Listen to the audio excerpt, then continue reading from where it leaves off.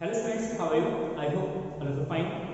Students, today we are going to discuss a new topic, that is surface energy of chapter mechanical properties of fluid. तो chapters में हम एक new topics discuss करते हैं, that is surface energy. तो surface energy is what?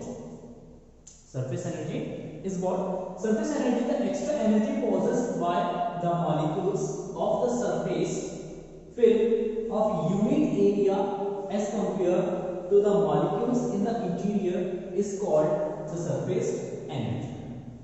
It's called surface energy. The extra energy possessed by the molecules of the surface film of unit area में जितने भी molecules हैं, वो molecule जितना extra energy possess करता है due to its position, due to its surface, that is known as surface energy.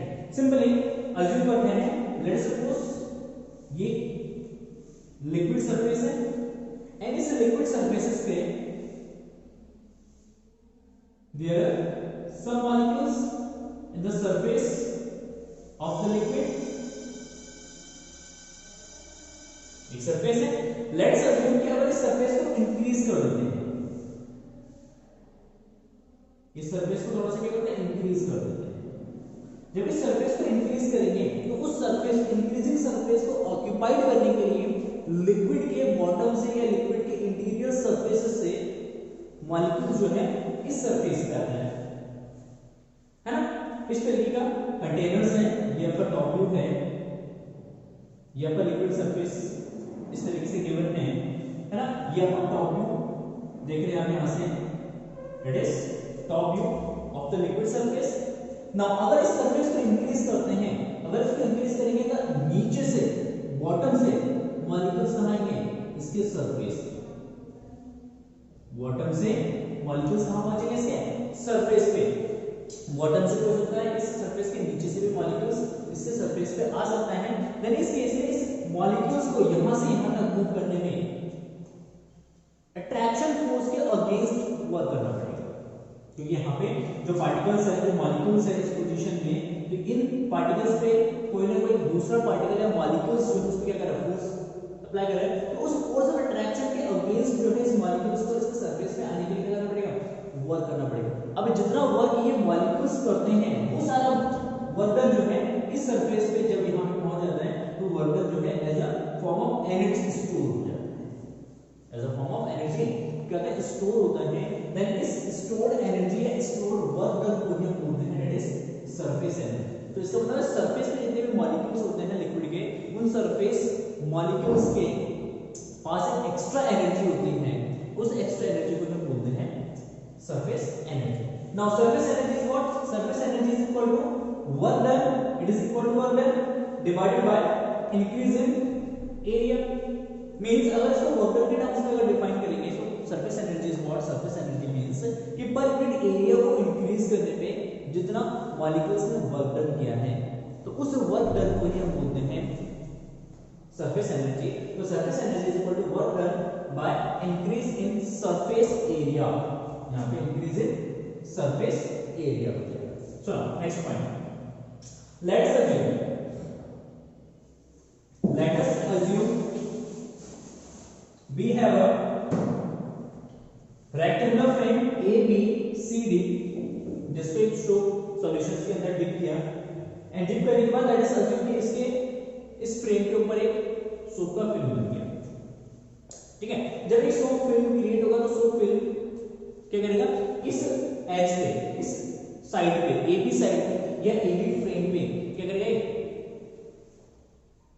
Surface tension create करेगा। Surface tension के कारण उसको अंदर की तरफ क्या करेगा, पुल करेगा। लेट अस अज्यूम कि अगर ये इनिशियली ए डैश इंडेक्स पोजीशन पे था, सरफेस जो आपका सोप फिल्म है उसने इसको पुल डाउन किया, पीछे आ गया, कितना डिस्प्लेसमेंट हुआ, x डिस्प्लेसमेंट हुआ। देन इस केस में लिक्विड सरफेस ने इस फ्रेम AB को पुल अप करने में जितना वर्क डन करना पड़ेगा, वो वर्क डन जो है यहाँ पे इसके क्या देंगे, एनर्जी। तो यहाँ पे सिंपली हम कैलकुलेट करते हैं work done. Then now the force, सबसे पहले देख लेते हैं force, the force on the frame AB is F is equal to, now F is equal to what? अगर हम सरफेस टेंशन की डेफिनेशन देखें, फॉर्मूला देखें, sigma is equal to F by L, then F is equal to sigma into L, sigma into L। But short film में है, इसके to free surfaces होंगे। जैसे आपका एक शॉर्ट फिल्म बनेगा, ये वाला सरफेस भी फ्री हुआ, इधर वाला सरफेस भी फ्री हुआ, there are two free surface.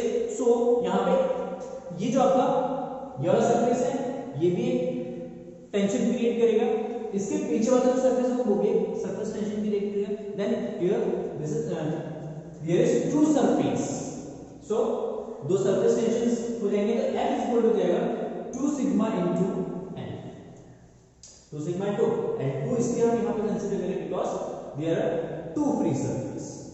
Is it clear? Now F is equal to Q into 12, then work done, then work done W is equal to F into, जो displacement कितना है x है, then F into x, then we get F 2 sigma into L into x, then we get L into x, L into x what? It is a surface area, ये वाला portion में surface area हो जाएगा, that is A, इसको A consider कर लेते हैं, तो 2 sigma into A, या डेल्टा A ले लेते हैं, increasing surface area, that is work done। Now surface energy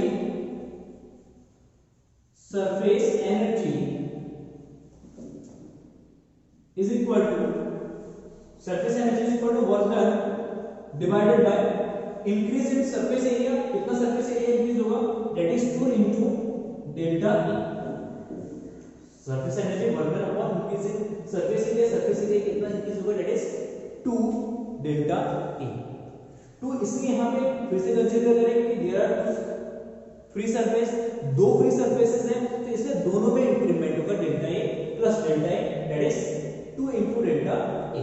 now is equal to 2 sigma delta A divided by 2 into delta A से डेल्टा ए कैंसिल, 2 से 2 cancel, then we get this sigma.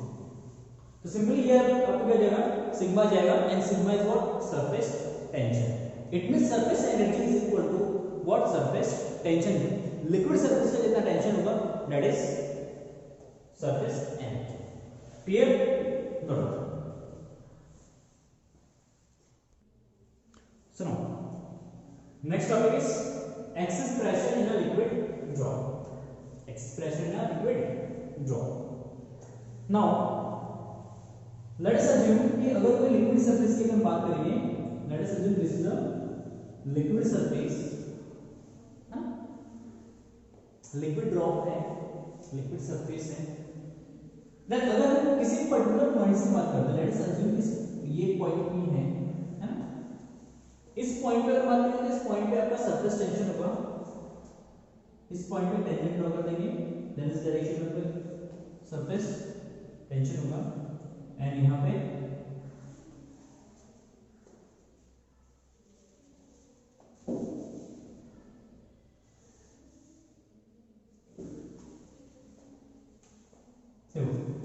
Late us suppose इस portion में अगर एक surface tension create करेंगे, then इस direction में इसका सरफेस टेंशन क्रिएट होगा, दैट इज सिग्मा, है ना, एंड इस पोर्शन में इस डायरेक्शन में surface tension, it is work along this direction. Then ये surface tension, this surface tension opposite direction में है, अपोजिट मींस डिफरेंट डायरेक्शंस में है।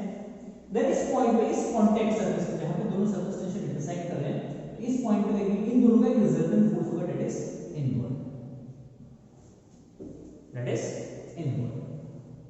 ठीक है? तो इस केस में देखोगे तो ये अगर आप इसमें लिक्विड ड्रॉप कंप्लीट कर लें, तो इस लिक्विड ड्रॉप के अंदर एक एक्सेस फोर्स वर्क होता है, इस लिक्विड ड्रॉप के अंदर एक एक्सेस फोर्स क्रिएट होता है, एंड इस एक्सेस फोर्स के कारण इसके अंदर एक एक्सेस प्रेशर क्रिएट होता है। तो लिक्विड ड्रॉप के अंदर एक्सेस प्रेशर कितना होता है वो कैलकुलेट करेंगे। तो late us suppose this is a liquid drop of radius r, surface tension sigma, surface tension sigma, and let us assume the excess pressure inside the liquid drop is P.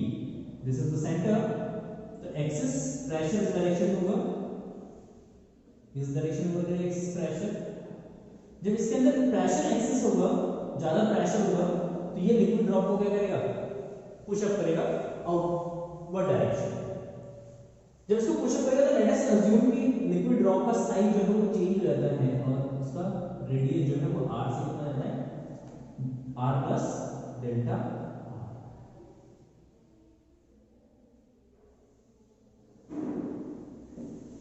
ठीक, ये जो radius में increment है that is delta r और initial इसका radius कितना है, r। तो यहां पे एक्सेस प्रेशर कैलकुलेट करेंगे। तो now let radius of liquid drop that is r, excess pressure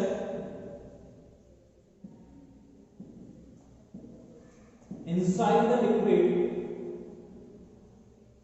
drop that is P, and surface tension of the liquid surface tension जो है अपना simply let us assume that is sigma. Surface tension इसका sigma है, initial radius जो है r है और excess pressure P है, and due to the excess pressure let us suppose radius कितना चेंज हो रहा है, डेल्टा r। तो change in radius that is delta r, then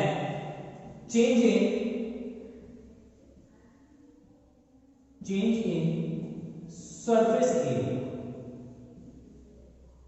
देखो पहले इनिशियली r रेडियस का मतलब एक लिक्विड ड्रॉप था, एक्सेस प्रेशर के कारण लिक्विड ड्रॉप जो एक्सपेंड हुआ, जब लिक्विड ड्रॉप एक्सपेंड होगा रेडियस इंक्रीज होगा, देन इस केस में इसका सरफेस चेंज होगा, सरफेस एरिया इंक्रीज होगा। अगर सरफेस एरिया इंक्रीज हो रहा है देन इस केस में इट मींस, अगर सरफेस एरिया इंक्रीज हो रहा है इट मींस कि सरफेस पे एक्स्ट्रा मॉलिक्यूल्स आ रहे हैं, और एक्स्ट्रा मॉलिक्यूल्स अगर सरफेस पे आ रहे हैं तो इसका मतलब अब सरफेस की जो एनर्जी है वो इंक्रीज होगा।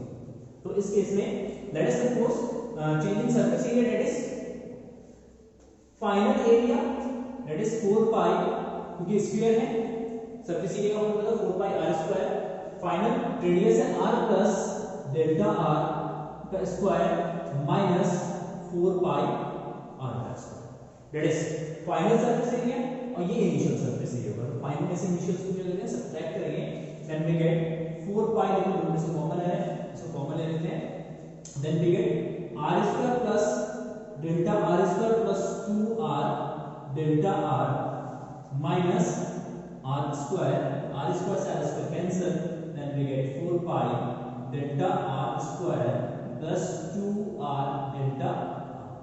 Now delta r is a very small quantity, very small quantity,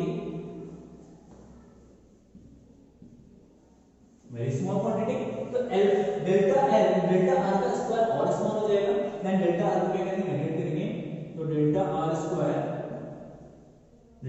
को क्या करेंगे, नेगलेक्टेड, इसको हम यहाँ पे नेगलेक्ट कर देंगे। अगर नेगलेक्ट करते हैं सरफेस एरिया में चेंज हो जाएगा, that is 4 pi into 2r delta r, that is equal to 8 pi r into delta r। Okay good. Now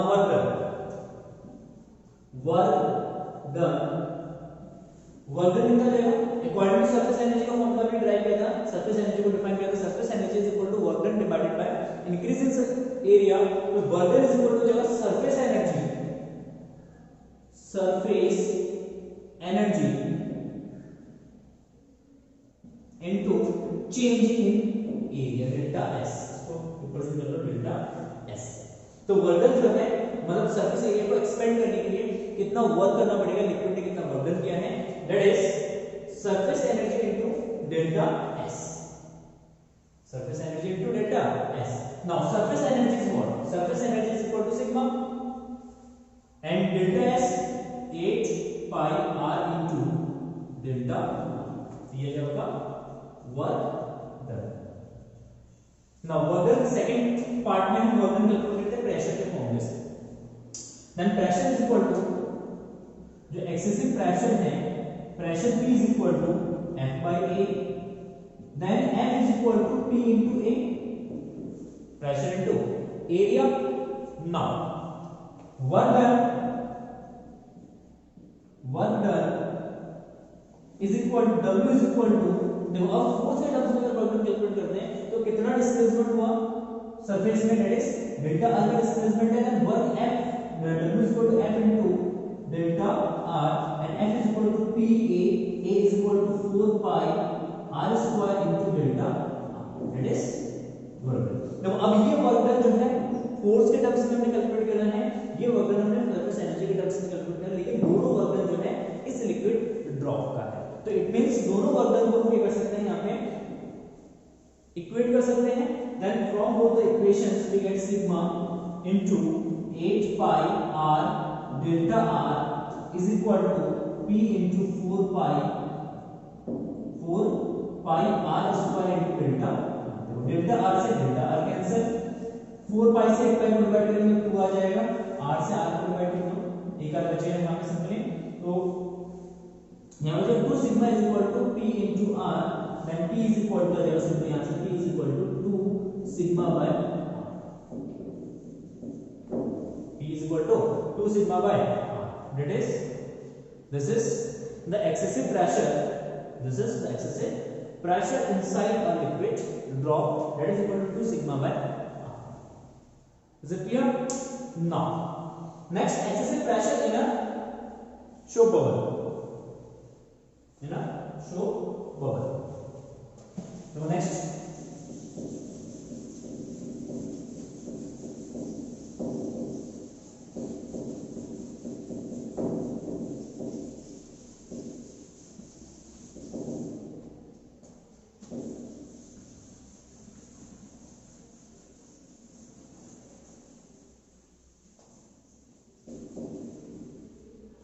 now next point, excessive pressure in a shock bubble।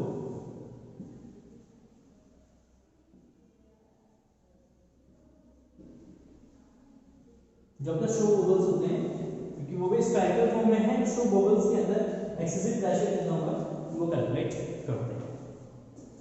So now let us same diagram रहेगा, diagram को change नहीं करते हैं, late us assume this is a show bubble, ये आपका क्या है, show bubble है,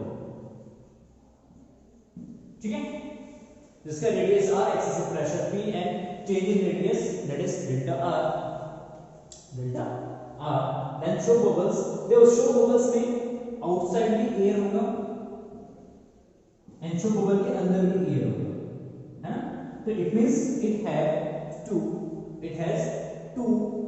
फ्री सरफेस, दो फ्री सरफेस भी एयर के साथ कांटेक्टेड होंगे, दोनों इनर सरफेस भी एयर के साथ कांटेक्टेड है, आउटर सरफेस भी एयर के साथ कांटेक्टेड है, it means it has two free surface, दो फ्री सरफेसेस होंगे। देन यहां पे अगर चेंज इन सरफेस एरिया निकालेंगे, सिंपली सेम प्रोसीड करेंगे जो क्वेश्चंस इससे पहले वाले जो टॉपिक्स हमने प्रोसीड किया, सेम इसमें हमें निकालना है चेंज इन सरफेस एनर्जी, कितना सरफेस एनर्जी चेंज हो रहा है सबसे पहले फाइंड आउट करते हैं। तो change in surface energy, surface area, surface area, then change in surface area is equal to initial surface area, final surface area minus initial surface area, that is 4 pi R plus delta R का square minus 4 pi R square into 2 why, because it has two free surface, दो free surface है, क्योंकि inner surface में जितना change होगा outer surface भी उतना ही change होगा, तो कितना चेंज होगा टोटल, तो मल्टीप्लाई कर देंगे इसके 2 से, then we get 2, now 4 pi 2 into 4 pi common आएगा तो ये 8 pi and R square plus delta R square plus 2R into delta R minus R square, तो R स्क्वायर से R स्क्वायर कैंसिल, है ना, इस टर्म्स को हम नेगलेक्ट कर देंगे, इसको हम नेगलेक्ट कर देंगे, बहुत स्मॉल क्वांटिटी को ये नेगलेक्ट हो जाएगा, तो 2r इनटू डेल्टा, इसका 8 पाई से मल्टीप्लाई करेंगे तो 16 pi r into delta r, that is change in surface area. Then work done in terms of surface energy, work done that is equal to surface energy into change in surface area, surface energy into surface change in surface area, then surface energy sigma, surface energy sigma surface energy equal होगा sigma के equal हो जाएगा, sigma हो जाएगा sigma into delta s 16 pi r into delta r into delta r, that is work done in terms of surface energy. Now force F is equal to P into A, P into A, and A is equal to what? 4 pi r square, so P into 4 pi r square, that is work done, and work done, force इतना work करेगा surface में, work done calculate करेंगे in terms of force, in terms of force, then work done in terms of force, W is equal to F into delta R, then we get F यहाँ से substitute कर देंगे, then 4 pi R square delta R into P, अब ये दोनों work done, ये surface energy के terms में वर्क कैलकुलेट किया, ये हमने फोर्स के टर्म्स में वर्क कैलकुलेट किया, एंड दोनों को इक्वेट करेंगे क्योंकि ये सेम शो बबल्स का वर्क डन है, then we get यहाँ पे सिंपली आप यहाँ पे सबट्यूट करो 4 pi r square delta r into P is equal to, यहां से आएगा sigma into 16 pi r into delta r, delta r से delta r कैंसिल, r से r कैंसिल, 4 pi से इसको डिवाइड करेंगे तो 4 आएगा, यहां पे सिंपली आ जाएगा r into P is equal to 4 sigma, then P is equal to 4 sigma by r, 4 sigma by r। तो यहाँ पे एक्सेसिव प्रेशर जो है शो बबल्स के अंदर हो जाएगा, वो कितना जाएगा, simply 4 sigma by r, 4 sigma is surface tension, r is radius, तो सिंपली जितने फ्री सरफेस होंगे, सरफेस जो आपका एक्सेसिव प्रेशर है उतना टाइम्स हो जाएगा, मल्टीप्लाई हो जाएगा। देखो लिक्विड के लिए एक्सेसिव प्रेशर आया था P is equal to 2 sigma by r, क्योंकि इसमें 1 फ्री सरफेस था, शो बबल में आया P is equal to 4 sigma by r, क्योंकि इसमें 2 सरफेसेस है, 2 फ्री सरफेस है, तो 2 से इसमें क्या करेंगे मल्टीप्लाई करेंगे तो ये आ जाएगा। नेक्स्ट अगर हम बात करते हैं excessive pressure of air bubble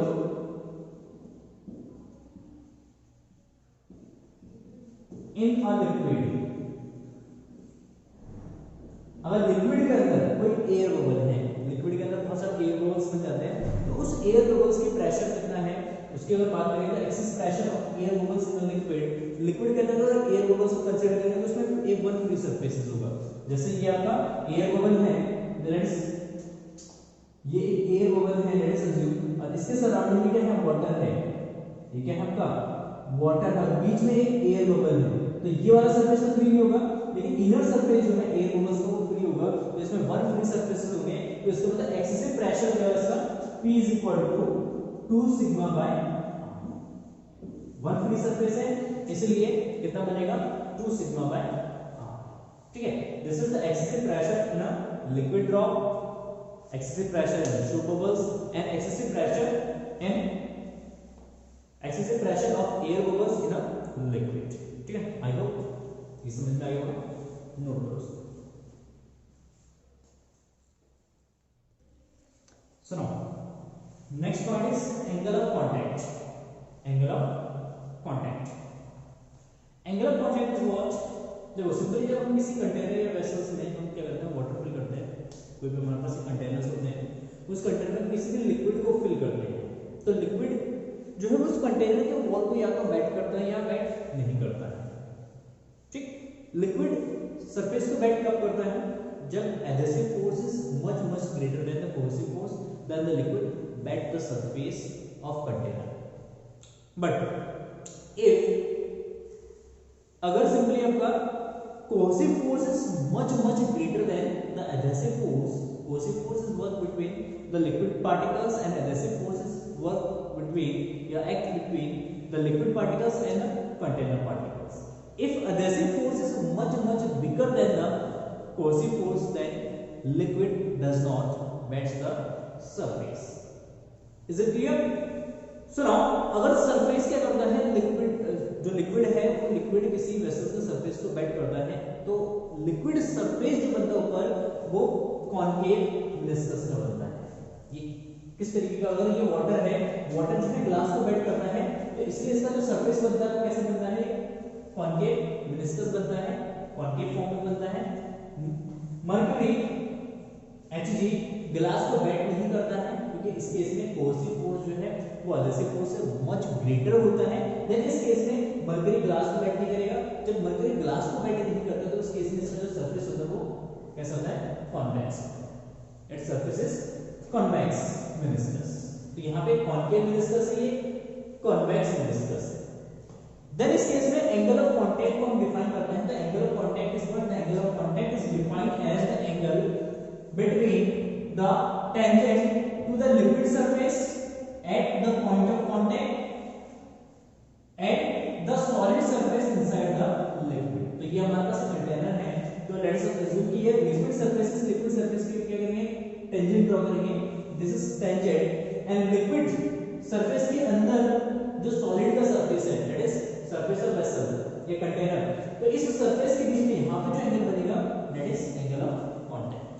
If concave meniscus है लिक्विड सरफेस का, देन इस पे टेंजेंट ड्रॉ करेंगे तो ये अंदर की तरफ आएगा, तो ये सरफेस टेंजेंट एंड जो आपका सॉलिड सरफेस है, इस सॉलिड सरफेस के बीच में जो एंगल बनेगा inside the liquid drop, solid surface हम इसे कंसीडर करेंगे इनसाइड द लिक्विड, लिक्विड के अंदर का जो सरफेस है उन दोनों सरफेसेस के बीच में जो एंगल बनेगा that is angle of contact. The angle of contact is simple, the angle of contact is defined as the angle between the tangent to the liquid surface at a point of contact and the solid surface inside the liquid, and it is represented by theta.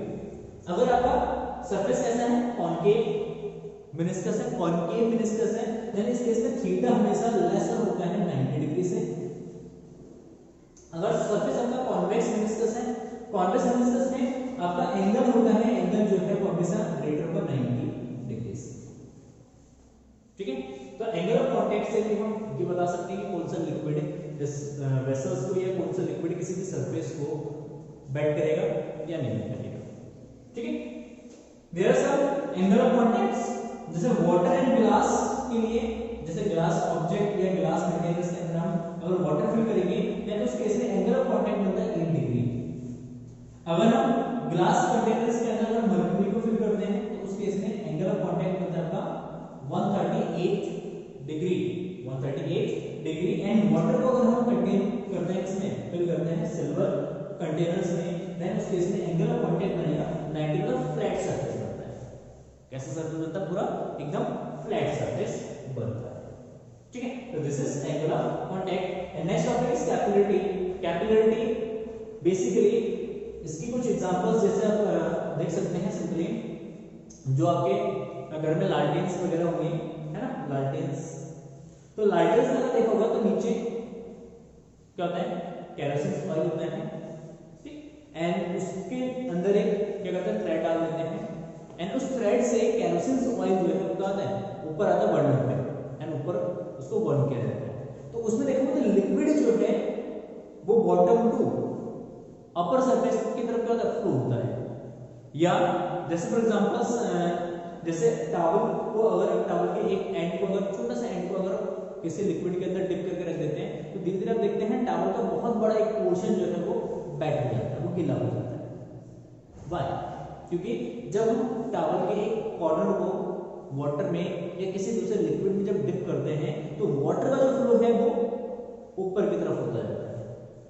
Water जो है वो rise up होता है उस towel में, जब rise up होता है तो टॉवल के बहुत बड़े पोर्शन को क्या करता है, बेंड कर देता है।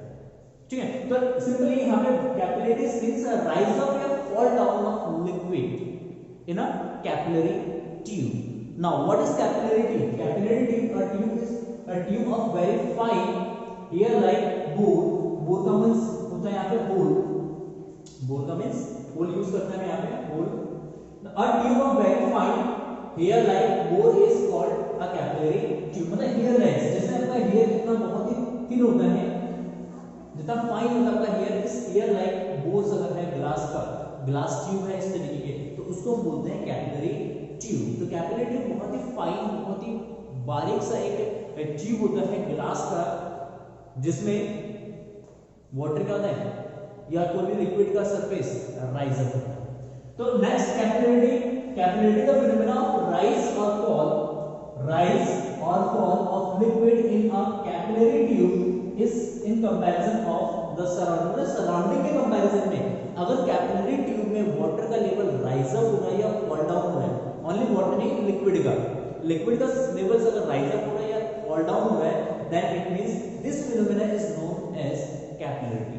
इसको हम बोलते हैं कैपिलरी. तो इसके डेली लाइफ में बहुत सारे एग्जांपल्स आपको देखिए, जैसे मैंने आपको लार्टेन के एग्जांपल्स दिए हैं, ठीक ना, टावर्स के एग्जांपल्स दिए हैं, ऐसे बहुत सारे एग्जांपल्स आपको कैपिलरी ट्यूब्स के मिल जाएंगे, ठीक है. क्योंकि उसमें जो आपके जो टावर्स है या सिंपल लार्टेन्स के अंदर जो हम थ्रेड डालते हैं, उसमें बहुत सारे फाइन होल्स होते हैं. तो फाइन होल्स मिलके क्या बनाते हैं, कैपिलरी ट्यूब्स बनाते हैं. तो उसके अंदर भी इनफाइनाइट कैपिलरी ट्यूब्स होते हैं, और वो उस कैपिलरी ट्यूब से वाटर का लेवल क्या होता है, राइज अप होता है. कैरोसिन ऑयल का लेवल राइज अप होता है. तो इस तरीके से लिक्विड उसमें से क्या होता है, राइज अप हो जाता है. सिंपली अगर लेट्स अज्यूम कि मर्क्यूरी, जैसे ये सिंपल फर्स्ट एग्जांपल लेते हैं, जैसे वाटर है, वाटर के अंदर हमने दो कैपिलरी ट्यूब्स को डिप कर रखा है. एक बहुत ही फाइन कैपिलरी ट्यूब है और दूसरा बहुत थिकर कैपिलरी ट्यूब है. देन इस केस में जब इसको वाटर के अंदर इसको फिल अप करेंगे या डिप करेंगे, देन इस कैपिलरी ट्यूब में वाटर का जो लेवल होगा वो क्या हो जाएगा, राइज अप हो जाएगा. वाटर का लेवल ऊपर चढ़ेगा, राइज अप होगा, है ना. कैपिलरी ट्यूब जितना आपका पतला होगा, जितना फाइन होगा, जितना थिक होगा, वाटर लेवल या वाटर की जो हाइट होगी वो उतनी ज्यादा होगी. बट अगर हम मर्क्यूरी को ग्लास के अंदर डिप करते हैं, सर ये मर्क्यूरी को कंटेनर्स के अंदर हमने फिल कर लिया और इसमें दो ग्लास की ट्यूब्स को हमने क्या करा, कैपिलरी ट्यूब्स को डिप कर दिया. देन अगर कैपिलरी ट्यूब्स को इसमें डिप करेंगे, देन इस केस में जो मर्क्यूरी का जो लेवल है हुआ, जैसे सिंपल यहां तक लेवल है मर्क्यूरी का, लेकिन जब कैपिलरी ट्यूब्स को इसमें डिप करते हैं, देन इस केस में इस कैपिलरी ट्यूब्स के अंदर मर्क्यूरी का लेवल जो है वो फॉल डाउन होता है, वो नीचे चला जाता है. क्योंकि यहाँ पे सिंपली एंगल ऑफ कांटेक्ट जो है वो 180 से 90 डिग्री से ज्यादा होता है. इट मींस यहाँ पे cohesive force is much greater than adhesive force. तो एडहेसिव फोर्स मर्क्यूरी को खींच नहीं पाता ऊपर, कोहेसिव फोर्स उसको क्या करता है, पुल कर लेता है डाउनवर्ड. जब ये पुल करता है तो लेवल जो है मर्क्यूरी का ग्लास कैपिलरी ट्यूब की होता है फॉल डाउन हो जाता है. तो इस तरीके से देख सकते हैं बहुत सारे एग्जांपल्स आपको मिल जाएंगे मेरी लाइफ में, जिसमें कैपिलरी ट्यूब में वाटर का राइज अप होता है, फॉल डाउन किसी में फॉल डाउन होता है. वो डिपेंड करता है कैपिलरी ट्यूब्स एंड लिक्विड के नेचर पे, कि लेवल राइज अप होगा या लेवल फॉल डाउन होगा. If cohesive force is much greater than the adhesive force, तो लिक्विड का लेवल जो है राइज अप होगा कैपिलरी ट्यूब्स के अंदर. अगर cohesive force is much bigger than the cohesive force is much greater than the adhesive force, मतलब cohesive force is greater than adhesive force, तो इस केस में लेवल राइज अप होगा water का. अगर आपका एडहेसिव फोर्स इज ग्रेटर होगा cohesive force के, देन इस केस में लेवल क्या है आपका, डाउन हो जाएगा. ठीक है, ये होगा आपका कैपिलरी ट्यूब. सुनो, नोट डाउन. सुनो, next topic is rise of liquid in a capillary tube. ठीक है, कैपिलरी ट्यूब्स में जो वाटर या लिक्विड राइज अप होता है, तो उसका लेवल, उसकी हाइट कितनी होती है, इस तरीके से कैलकुलेट करेंगे, उसको देखते हैं. So now let us assume we have a capillary tube. ये कैपिलरी ट्यूब है, इसको डिप किया गया लिक्विड के अंदर. दिस इज अ लिक्विड, इसको इसके अंदर हमने क्या कर दिया, डिप कर दिया. जब कैपिलरी ट्यूब्स को इस लिक्विड के अंदर डिप करेंगे, देन इस लिक्विड में कैपिलरी ट्यूब के अंदर, कैपिलरी ट्यूब्स के अंदर वाटर का लेवल जो है वो राइज करेगा, वाटर का जो लेवल है वो बढ़ जाएगा, ऊपर जाएगा। Late us suppose x height पे रहकर इसका लेवल कांस्टेंट हो जाता है, स्टेशनरी हो जाता है। तो लेट अस सपोज इस कंसीडर की कैपिलरी ट्यूब के अंदर वाटर का या लिक्विड की जो हाइट है दैट इज h है, एंड कैपिलरी ट्यूब में जो वाटर या लिक्विड का जो सरफेस है, वाटर और लिक्विड का सरफेस है दैट इज कॉनकेव मेनिस्कस। कैसा सरफेस है? कॉनकेव मेनिस्कस है। एंड कॉनकेव मेनिस्कस में इसके अंदर लिक्विड, ये अगर यहाँ पे आप एक स्फीयर बनाओगे तो ये पूरा कंप्लीट स्फीयर बनेगा, एंड कंप्लीट स्फीयर में इसके इनसाइड पॉइंट है एक ये, एक आउटसाइड पॉइंट है। कि जब यहाँ पे मेनिस्कस इस तरीके का, इसको अगर कंप्लीट करोगे तो क्या बनेगा? स्फीयर बनेगा। एंड स्फीयर के अंदर एक पॉइंट ए एंड इसके बाहर एक पॉइंट बी है, like this. This is point B, this is point A, and point B and point A के बीच में, क्योंकि एक लिक्विड ड्रॉप जब बनता है तो लिक्विड ड्रॉप में एक प्रेशर डिफरेंस होता है, प्रेशर एक्सेस होता है लिक्विड ड्रॉप के अंदर। तो यहाँ पे पॉइंट ए का प्रेशर ज्यादा होगा, पॉइंट बी का प्रेशर कम होगा, तो इन दोनों पॉइंटों के बीच में प्रेशर डिफरेंस होगा। तो उसके लिए हम अज्यूम कर लेते हैं, लेट अस अज्यूम कि ए पॉइंट का प्रेशर पी ए है, देन बी पॉइंट का pressure P A minus 2 sigma by r. 2 sigma by r is the excessive pressure inside the liquid drop. Is it clear? Now, so the pressure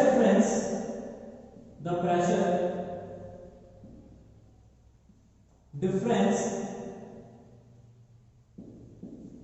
between the two surface, two concave surface, that is 2 sigma by r. ठीक है, तो दोनों point के बीच में जो pressure difference होगा कितना होगा?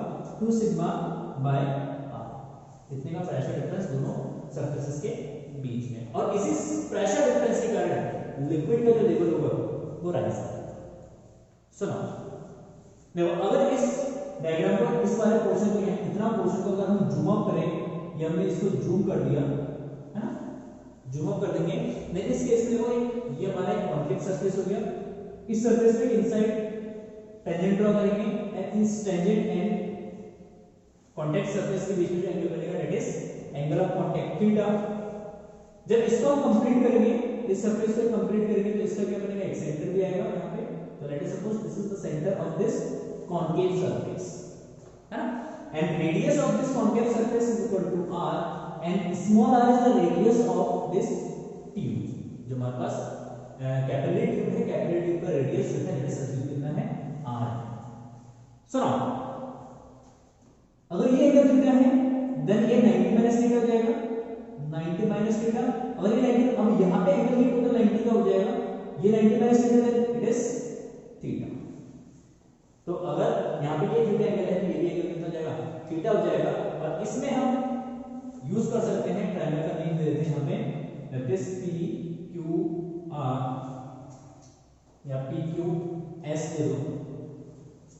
इन triangle P Q S the cos theta is equal to base upon hypotenuse, theta use करेंगे cos थीटा, ये थीटा जो base, this is hypotenuse, then it is small r is equal to capital R, then capital R is equal to small r by cos theta। ये वाला value यहाँ पे substitute कर देते हैं, then P is equal to 2 sigma by R upon cos theta, cos theta को ऊपर ले जाते हैं, then we have 2 sigma cos theta divided by small r। But at equilibrium condition,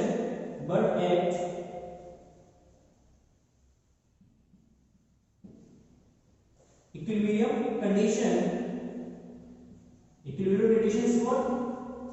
जब कैपिलरी ट्यूब में वाटर लेवल का या liquid level का राइजर होना बंद हो जाएगा, स्टेशनरी स्टेट आ जाएगा, that is equilibrium state. And equilibrium state में जो एक्सेसिव प्रेशर है, this excessive pressure is equal to the pressure of this liquid column.